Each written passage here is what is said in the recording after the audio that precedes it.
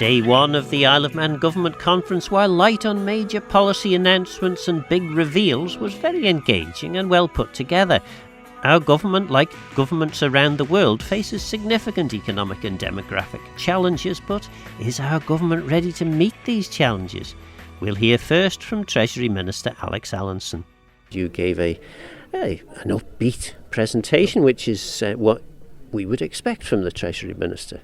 Well, it was honest as well, because what we've had is a presentation in terms of the world environment and particularly problems with inflation and prices, but also government debt and demographic changes, and then trying to put those in an Isle of Man perspective. And I remain optimistic about the Isle of Man.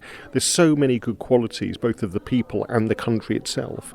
I think they have got us through some hard times recently. They will get us through any current threats and further threats. But actually, there's a huge amount of opportunity here for our people and for the business sector here as well.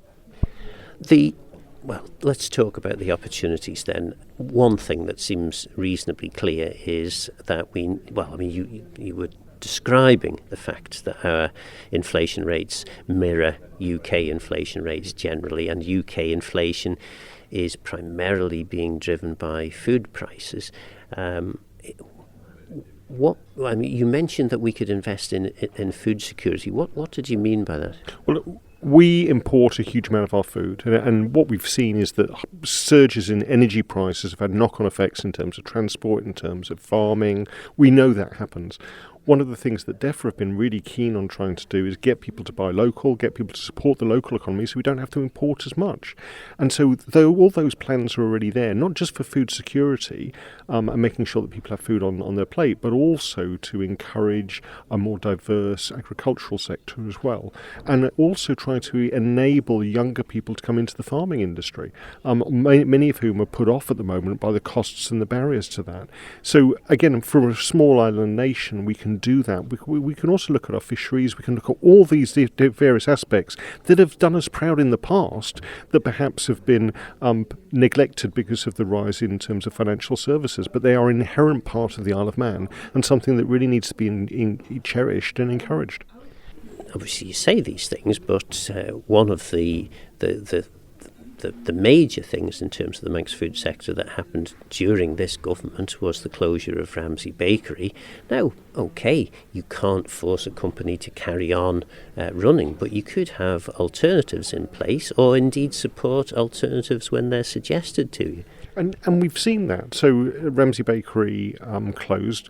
It was privately run. It was done for family reasons inherently. But what we've seen since then is we've had new artisan bakeries starting up. We've also seen some more large-scale bakeries opening up. We've also seen Tesco's coming in and substituting some of the imports for locally baked products. But inherently, what we've seen is the stability in terms of the flour mills. We've seen that supporting local producers. We've seen various bakeries actually upscaling and dealing with some of the niche markets that they've got. When you look at what happened before Ramsay Bakery, there was actually lots of smaller independent bakeries. Since that's gone, a lot of those have come back again. And things change. People's tastes change, but also the business model changes. And again, it's dealing with that change and trying to manage it is the responsibility of government. Energy security, then, I guess, is something that, well, it should be relatively easy to crack.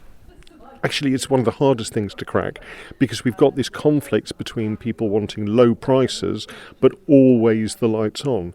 When you look at what used to happen before we transitioned to natural gas in terms of previous power generation, which was coal and then oil, there were constant issues with the reliability. Very rarely do Manx utilities have to do power cuts nowadays, and normally it's to do with storms. So we've got that reliability, but that comes at a cost. And again, in terms of energy security, what we have is huge backup facilities on the Isle of Man in terms of gas production, interconnectors, diesel generation, should those two run into difficulties. That comes at a cost, but actually is of an inherent value, both for our economy and also for people who want to be able to turn the lights on and cook their meals. And you only have to look at other nations, particularly places like South Africa, which have rolling power cuts now because of the lack of previous investment in the infrastructure, to see what happens if you don't keep abreast of these changes. Some might argue argue that the rolling power cuts might encourage the birth rate. Actually, when you look at what encourages birth rates, it tends to be big football games and football matches such as the World Cup and the Euros. I mean, that was one of the things we were talking about today is the demographic changes, not just on the Isle of Man, but across the Western world. And that's driven by a whole range of things. It's driven by people wanting to develop careers, go into tertiary education, but also the cost of having a family and the financial barriers to having more than one or two children.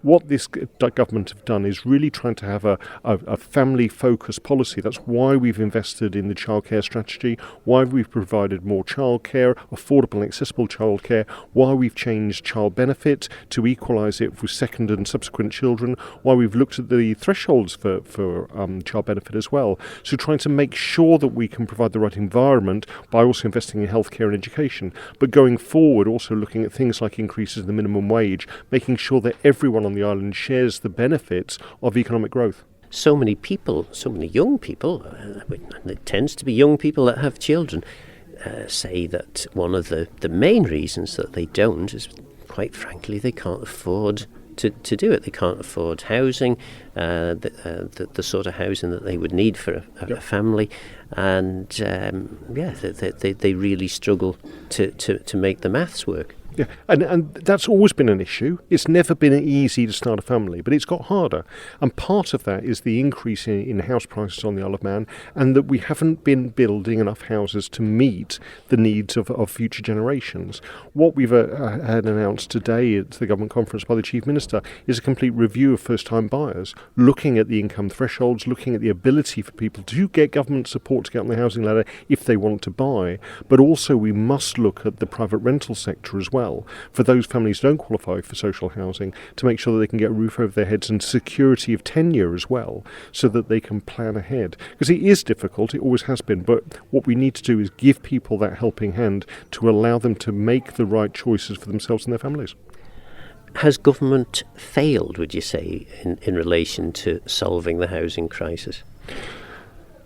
I think we've had a successive failure to grasp the nettle that we need to build more houses, we need to reform the planning controls going back decades to provide the right amount of houses for the people who are staying on the island.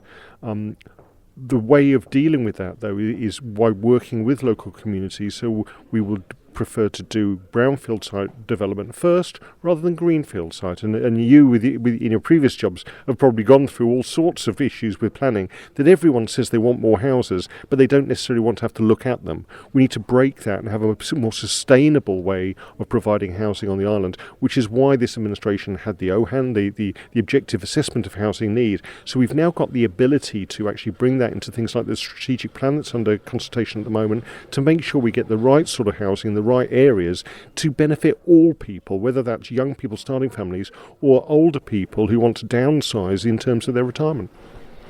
When I do these interviews with ministers, I get the feeling that ministers would be willing to be bolder in terms of their policies. But of course, you operate in a collective, and that Council of Ministers collective seems to be, well, I mean, I suppose it's always been a kind of a leveller when it comes to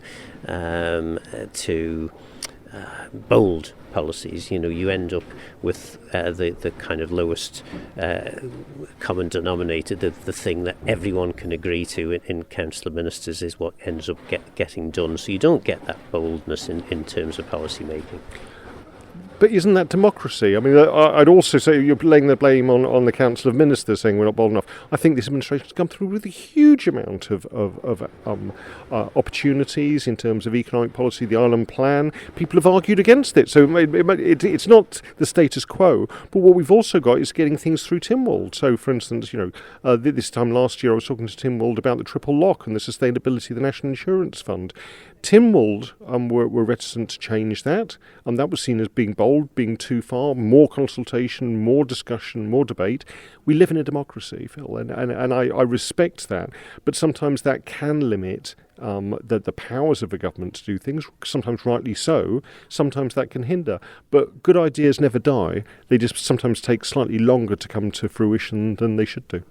Financial literacy was a question that was asked, that maybe we should be doing more in schools to help children understand how money works. Do you think perhaps if that had happened 20, 30 years ago, it might have been easier for, well, Isle of Man government specifically, but governments around the world to explain the dire financial positions that face public finances?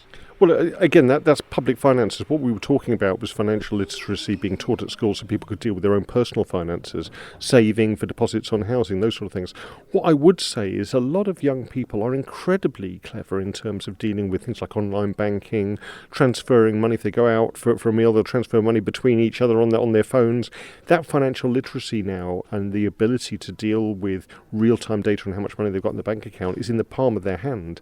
And I think that's transformed some of the previous teaching. I gave the story about being given a piggy bank previously when I was about 8 years old. I think people have matured since then and are adopting new technologies, online banking, all those sort of things, and that gives them a lot more education going through the financial services sector, and government are working with the financial services sector to expand that with some of the apprenticeship schemes we've seen and some of the teaching that's provided in schools now. You were asked by one questioner what plans you have, or did you agree that your plans for tax increases were going to impact on the poorest paid in society? You seemed a little surprised because you claim that you aren't going to make any tax increases. I made quite clear at this year's budget and last year's budget that we needed to raise extra revenue, particularly to fund quite significant expansions in terms of education and healthcare. We've gone through the pain of that, of increasing taxation at the higher rate from 20 to 22% and then reduced it down to 21%. We've also looked at the various thresholds for things like taxation in terms of personal allowances and a commitment to increase that, but also looking at national insurance, the National Insurance Fund and its long-term sustainability.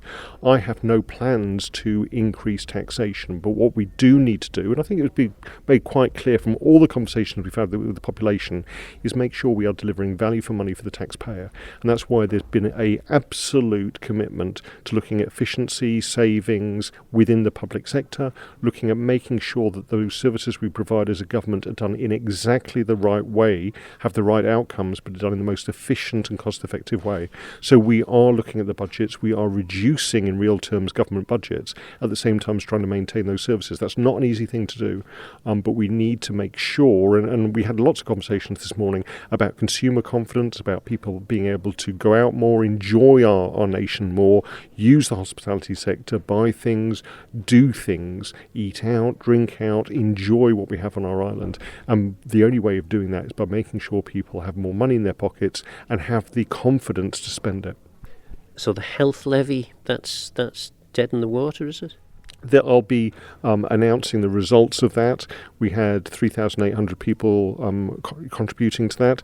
Vast majority of people saw that there needed to be extra investment in health, but actually said what they wanted was for government to get its own house in order first and make sure it's providing as efficient and cost-effective services as possible. That's what we've been doing this last year. That's what this time last year the Chief Minister announced, the savings programme of trying to make sure we could drive value for money for the Isle of Man taxpayer. That's what we'll be continuing to do. Because that health levy certainly looked on paper to be an income tax rise, but called a health levy. The idea of having ring-fenced extra revenue for healthcare is not something that's new. We've been talking a lot at the government conference so far about the worldwide stresses in terms of public expenditure, particularly on health, but also for education on our island, and how you deal with that while still preserving some of the ethos of the National Health Service, which I think most people hold quite dear on our island. So it must come as a disappointment to you that despite the significant increase in budget and the contingency that's made available, the first quarter report that's come through shows health overspent? Maybe not a surprise, but a disappointment. What Treasury have been doing with all the departments is sitting down on a regular basis, going through the stresses they're under. We've done exactly the same with the Department of Health and Social Care and with Manx Care itself, with the board, having regular meetings, understanding where the pressures are, trying to help them deal with those, particularly because this year we've had an announcement from the Minister that there will be a reform of the way that healthcare is funded, in terms of that funding going into primary care, that money going into GP services, dental services, reducing waiting lists in CAMS, trying to deal with that first initial contact people have with the NHS, rather than wait until they get seriously unwell and end up in Nobles or being flown across to the adjacent aisle. So I think it's absolutely right that we work with these areas rather than have quite stringent austerity measures which cut back on services and outcomes for our people. The whole idea of investment in our healthcare service and Manx Care was to drive quality and patient safety. I think that's improved dramatically, but it comes at a cost. Now what we have to do is balance that in terms of the income we generate as a government. And in terms of the other departments, I think there were 3 other departments that were mentioned as being overspent. I mean, is that partly a case of they've kind of spent a bit more in the first quarter than they might, but there's clear slack in the system to make the savings at a later stage in the financial year? Yeah. I mean, what we've done is have quarterly reports about real-time spending. This is the first time that's ever been done. Normally you wait until the end of the year and then say, oh, sorry, we've overspent and gone for a supplementary bid. We're now working with all departments where we can focus on a particular stress, deal with that, mitigate it early rather than wait until it gets out of control. So, for instance, education have had pressures in terms of extra staff for children with additional educational needs. The Department of Home Affairs have had stresses in terms of some of their forensic costs, and also dealing with a number of incidents on our island which have led to police overtime. We appreciate that, and so it's then trying to see whether that is genuinely extra funding that needs to come from contingency, or whether over the course of the rest of the year they can claw back some of that by adjusting their other activities.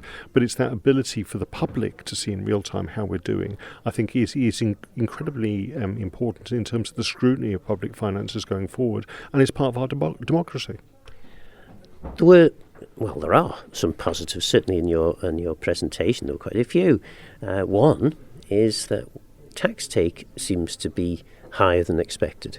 Yes, I mean, what we've been doing is tracking the increased amount of income tax being raised. Some of that's due to bonuses, some of that's due to increased pay, some of that's due to increased earnings people have on interest they've got in, from bank accounts, from savings. How much of that is sustainable in the long term, given that the uncertainty we have in the world community is very unclear at the moment? We're trying to get far better projections by analysing the data. What we are committed to, though, is not taking that for granted. We can't keep on spending everything we get in. We need to make sure that people have more money in their pockets, they can spend more in our community, they can actually encourage our economy. But at the same time, we have to reduce the real-time cost of government and put money back into reserves. And so one of the issues in terms of the quarterly accounts was the ambition to put back the interest from the reserves back into the reserves to grow them. And they have been growing up to £1.96 billion now. But we need to replenish those reserves after a number of years of black swan events where we've had to draw down on them in a considerable extent. You introduced a new word to me during your presentation, a quadlemma. You were talking about energy. Explain to the listener what a quadlemma is. Well, Manx Utilities used to have the trilemma of energy security, energy price, and also resilience, so that the lights would stay on, whatever happened, but it was at a price that was affordable.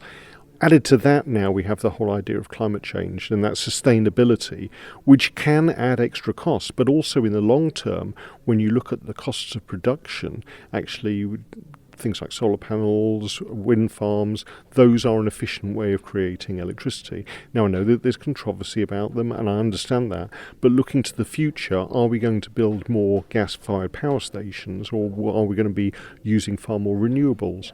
But key to that is investing in the infrastructure of the island, whether that be energy production, whether that be energy efficiency, or whether that be our roads and our schools and our hospitals. And that's where government and the capital programme comes in, but also working with Manx utilities to balance the need to generate extra electricity through sustainable ways at the right cost for the consumer.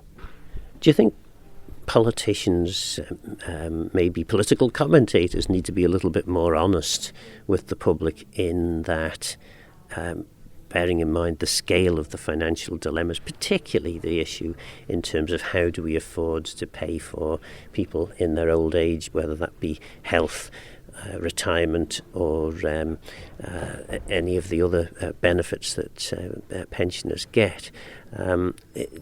That's a massive problem. It's a problem across the world. We've got falling birth rates as well, which just exacerbate the problem.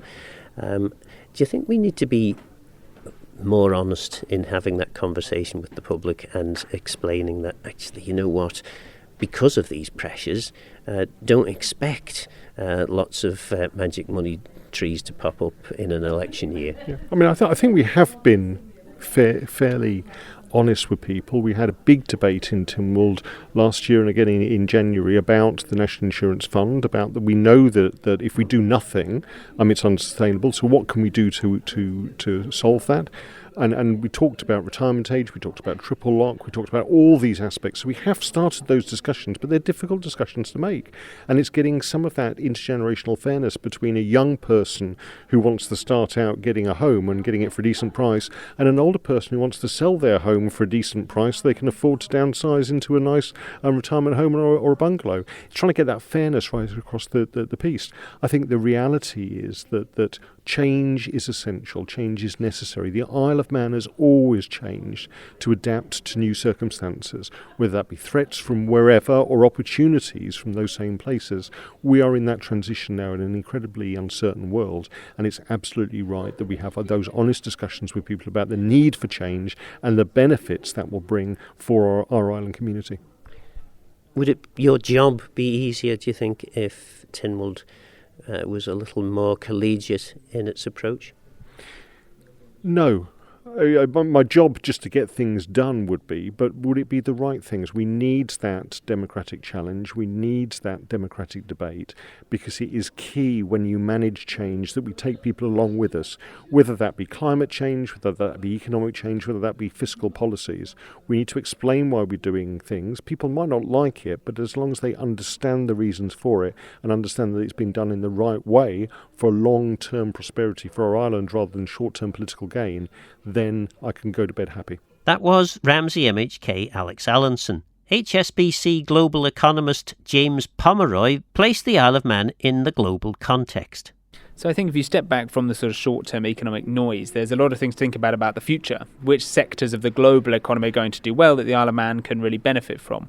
And for me, they fall into three main categories. There's thinking about clean energy, both the investment and then the second-round benefits from that investment. There's huge opportunities around technology, so around AI, but also other technologies, digitised global economy. And then there's the third story about people, and there's a challenge on that front, which is ageing populations and the strains that creates on fiscal positions. But there's also an upside risk here, which is thinking about where the consumers of the future are. And so many of those people are going to be in Southeast Asia, emerging middle class consumers. They're going to be the consumers of the future for all of European goods, including produced here in the Isle of Man, and services, of course, as well. And that includes things like tourism, a part of the economy globally that we see is structurally strong and growing very quickly today. The obvious thing that everyone seems to know about, but no one seems to have an answer to, is the fact that there are fewer and fewer people in work as a proportion of those who are out of work. and I think you have a new policy suggestion. I do. I mean, it's not very popular, but when you look at the ageing population challenge across most of the Western world, you've really got a situation where the number of pensioners is rising by about 1.5% to 2% per year. And you think about what that does in terms of pension costs, healthcare costs, social care costs, it's pretty unsustainable at a time where the number of workers per pensioner is falling and falling and falling. So I think you've got to make some tough decisions, and governments across the world have got to seriously think about raising retirement ages. Now, not by a year or two, I think substantially north of 70, 72, 73, those sorts of numbers are our sort of base case of where retirement ages need to get to. But you add on top of that questions about how healthcare is funded, how social care is funded, whether pensions should be means tested in one way or another. These are questions I think more and more government ministers, both here and in the UK and across Europe, are going to have to think a lot more about. A number of people will say, well, you can't possibly expect everyone to work to 72, but maybe the governments around the world need to start thinking about things that would make it more attractive for people to perhaps do part-time work as they ease into retirement. That's it. There's a number of different ways this is easier today than it ever has been, partly because of the nature of work. This is very, very hard to have a high retirement age when you're doing a lot of physical labour, be that agriculture or manufacturing. But actually, in most economies in the developed world now, most work that people do is some sort of services that you can do until you're 70 or older, and many people do.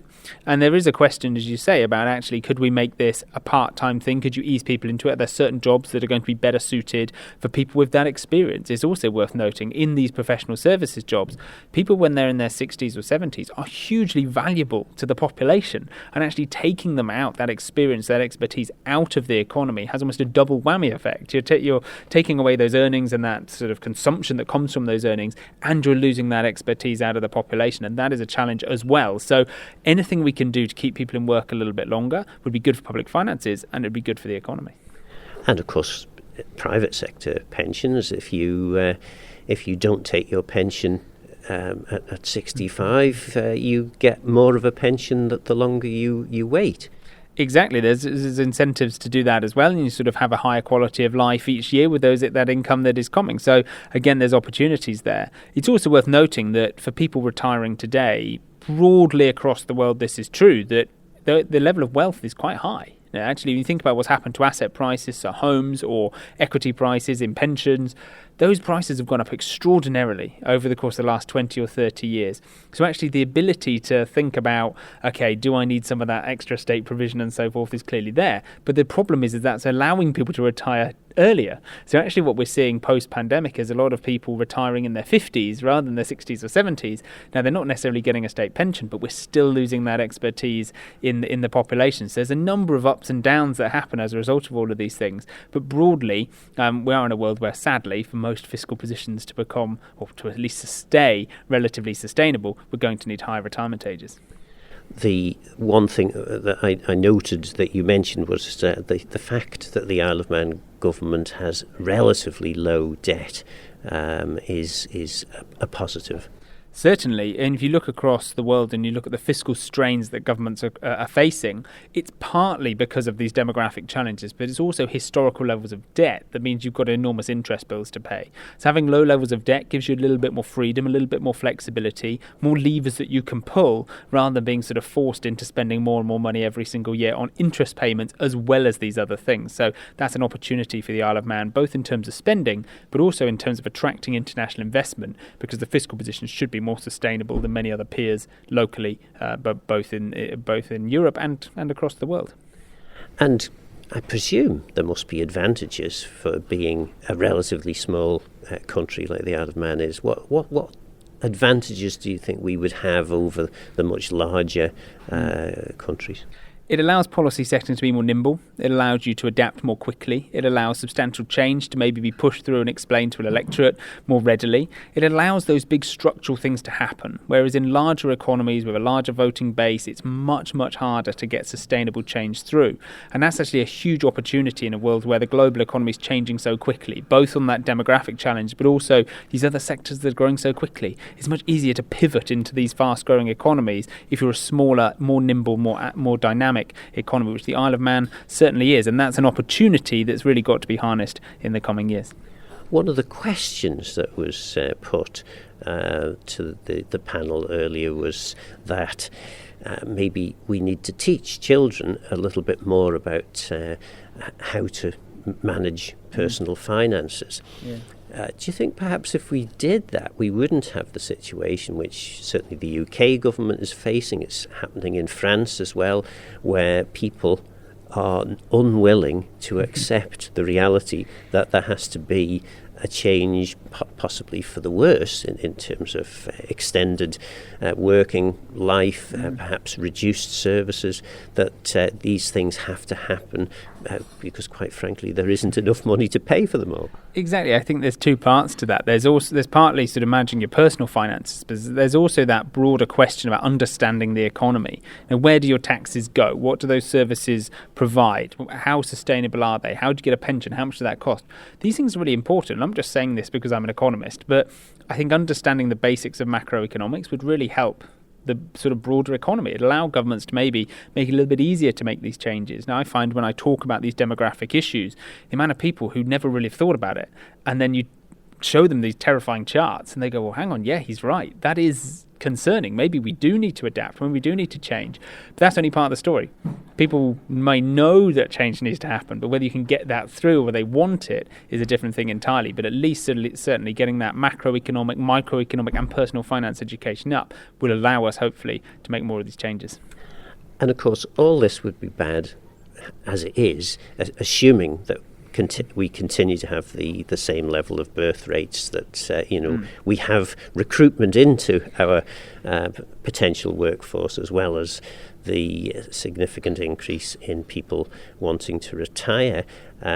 But of course, birth rates are falling as well, and predictions now from I don't know, what do they call them, population geographists, that we're going to see substantial reductions in population. Yeah, and that's a huge problem. You look at birth rates across the world, they're all falling. So globally, birth rates are down about 3.5% a year over the last 5 years. So since the pandemic, we've seen this really sharp drop. And it's a number of factors driving that, and it's almost universal across the world. It's social factors, started with more female participation in the workforce, which is a great thing in terms of social equality, in terms of the economy, but it has meant people now starting to have children later in life. And then you're getting this little thing as well amongst couples of saying, you know what, we want to make sure we've got enough money, or we want to make sure we've lived our lives, or we've done the travel we want to do, then we'll start a family. So you're seeing naturally people starting to have children slightly later.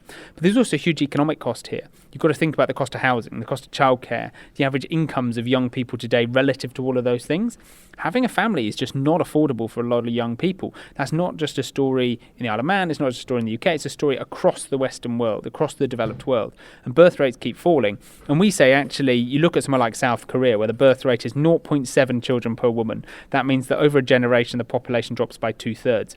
Well, all the things that have caused that to happen there are happening everywhere else across the world. And we get some super detailed data in the UK by city. And Brighton, the city near where I live, has got a birth rate lower than China today.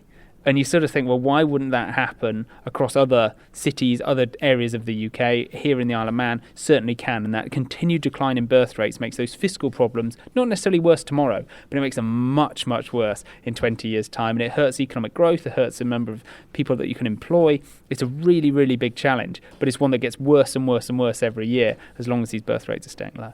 One thing that the listener won't have noticed is that all the way through this interview, you've been smiling. Which is nice, but how do you smile when when there's all this really quite gloomy news that you've got to impart? Yeah, there's loads and loads of reasons to be pessimistic about the world. The way I like to think about it is, if you take the last 5 years, over the last 5 years, we've had a once-in-a-lifetime pandemic, we've had wars, we've had supply chain crises, we've had high inflation, we've had interest rates going up really, really quickly, and yet everything's sort of okay. It may not feel amazing, but a lot of people have jobs, unemployment rates are super low, incomes are picking up, actually, if that's what's happened in all of those horrendous things that have happened in the last 5 years, what happens if in the next 5 years none of those bad things happen? And yes, these demographic problems are an enormous fiscal burden, but there's a lot of other good things happening in the economy around technological investment, clean energy, areas of the economy that are growing, that will create jobs, that will create investment. That, I think, is a really big opportunity. So despite all the doom and gloom, there's also some reasons for optimism.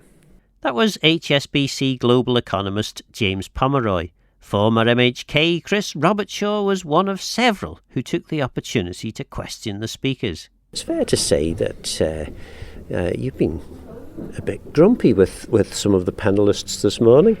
You said you weren't going to accuse me of being grumpy, but no, actually that's probably true. I mean, there were two sections this morning, the financial element and the connectivity element, and I think I've got justification in being grumpy. I thought that Dr. Allinson was his usual doctor in practice, trying to assure everybody that everything was all right when in fact we know it's not. But Treasury ministers have to, don't they?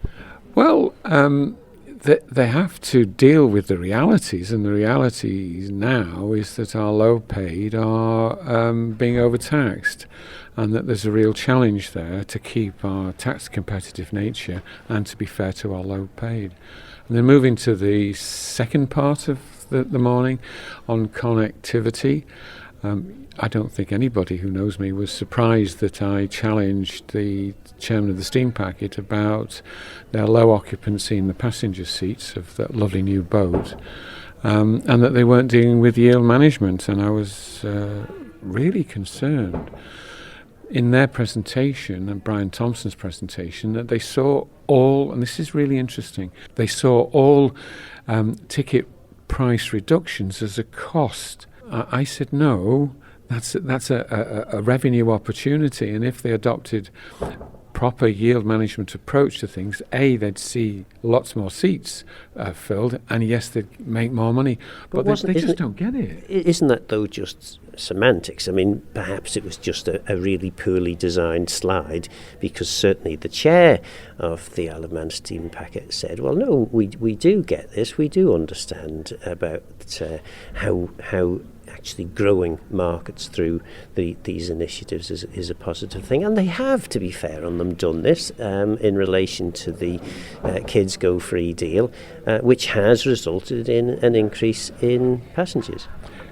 Yes, fine, but they presented it. They presented what actions they have taken as a cost, and once I became aware of their lack of understanding of yield management, I also challenged a single shareholder outside of today and outside of other meetings to see, well, what was their position? And Treasury's position was, well, hang on, we need these ticket prices because we need to pay for a new boat and we need to pay for Liverpool landing stage. But if they adopted, sorry to repeat myself, if they adopted more sophisticated yield management concepts, then their revenue would go up, not down. And I'm astonished they don't get that. There's no real commerciality in the way the steam packet's been run. It's almost been run as an extension of the Treasury. There needs to be some thinking there. There were some positives that weren't there this morning. I mean, income tax looks as though it's going to be ahead of where the budget had predicted it to be. The health overspend isn't as bad as it's been in previous years, but yeah, of course, we've had that, the extra money put in. But generally speaking, some of the positives that the Treasury Minister was talking about, relatively low unemployment rates on the island, things are starting to recover now after COVID. Even a hard-hearted cynic like yourself would have to acknowledge that things aren't as bad as they could be. I didn't know you were such a kind soul, Phil. Well done for that. I congratulate you. Yeah, that's wonderful. Well, at the same time as saying those things, they were saying, oh, well, here's our proposed savings, and they were talking about, I don't know, 7.5 to 10 million per year. And I think my point at that particular stage was, well, here we are, you're in your last year in office, and you're still proposing savings. We haven't seen any yet. Why should we believe you now when all the other good things you've said would happen haven't actually happened? No, we still, and most of the increase in revenue is to do with adjusting certain areas where money has been put aside to protect possible expenses, which didn't materialise, and the other one was a significant increase in income tax, related to the fact that now what we're seeing washing into our system, now that there are reasonable interest rates, remember we've gone through 10 years of almost nothing, we're seeing taxation on that interest. So, but I think what you need to do is also look at the cost side of government, which was escalated massively in terms of wages and salaries and other expenses.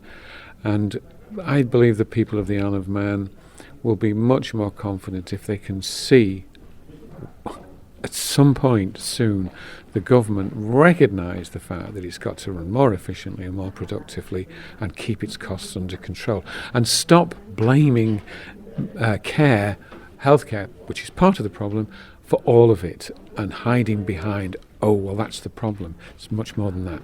That was Chris Robertshaw. Finally, Chief Minister Half Cannon.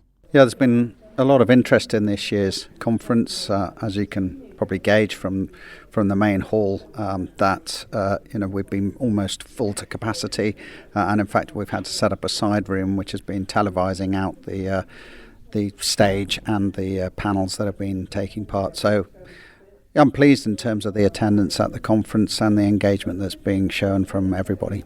And there is a great opportunity for people to ask questions.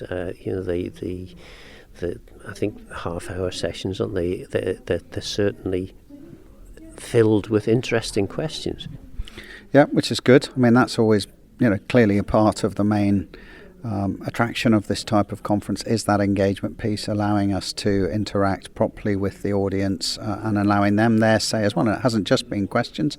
I think some people have tried to make quite clear points which have required them to speak for a bit longer. So, that allowance is critical. This was always supposed to be two-way engagement. So, from what I've seen, it's been working pretty well.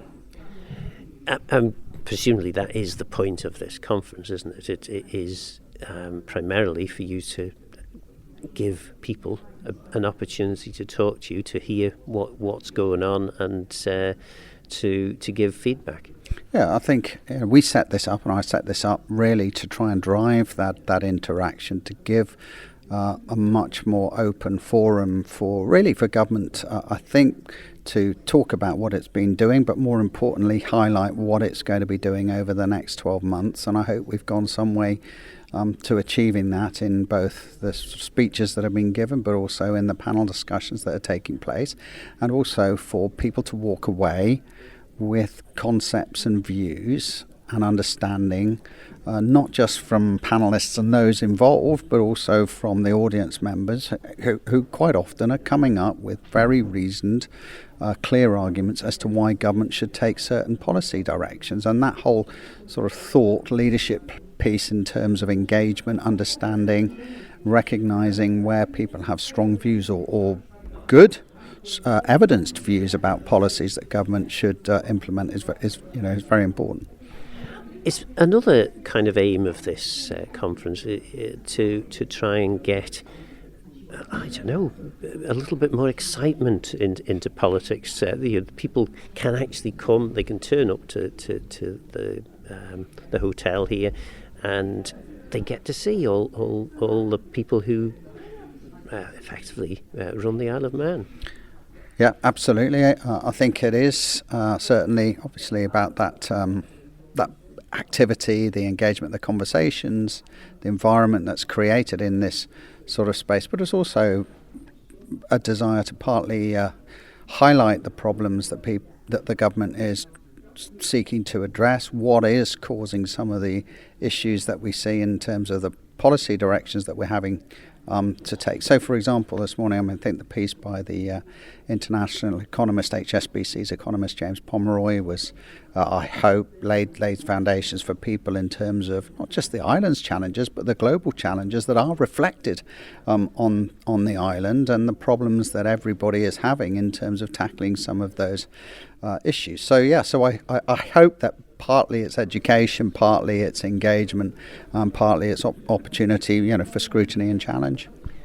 And one of the things that the economist did say was that it is very, very difficult for governments all around the world to actually do the right thing, because when you are in government, you have lots and lots of people in opposition who are all saying, actually, you know what, we could do this better, we would make things an awful lot easier, we would sort all these problems out overnight, which then makes it difficult for the people in power to make the right decisions. Yeah, I mean, I think that's very true. I think Mr. Pomeroy was pretty clear in the reasons behind some of that, the demographic challenges. I mean, we've been talking about this for 4 years now, but I think he was very crystal clear on what is happening and materialising around the world with that demographic issue, the rising cost of healthcare, the impact of tariffs in America, and the knock-on impact that we're likely to see here in the UK.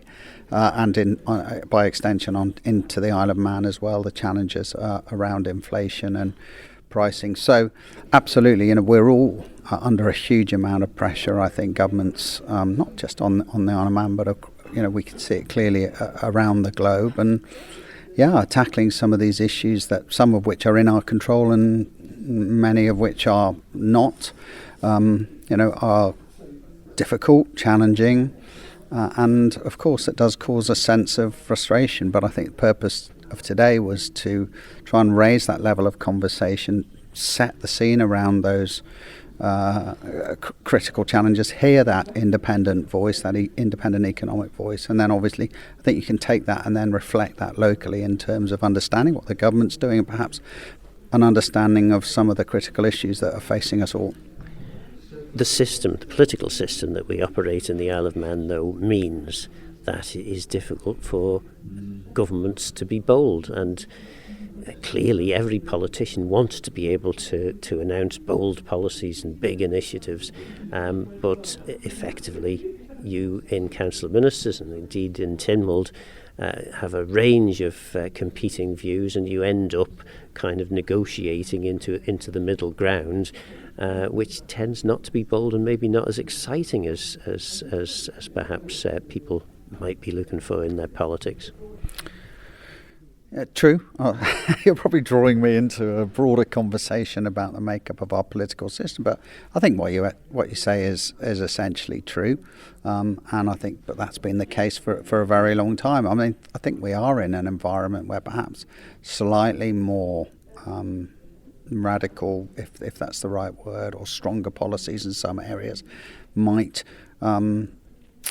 address some of the situation. I mean, I think this issue for many of us at the moment is about creating some wealth for families and for individuals, putting some money back in people's pockets. And as Mr. Pomeroy said clearly, if people were spending more, then we would actually see a bit more active growth in our economy. And of course, many families are feeling squeezed for a number of reasons, and of course, inflation isn't going away.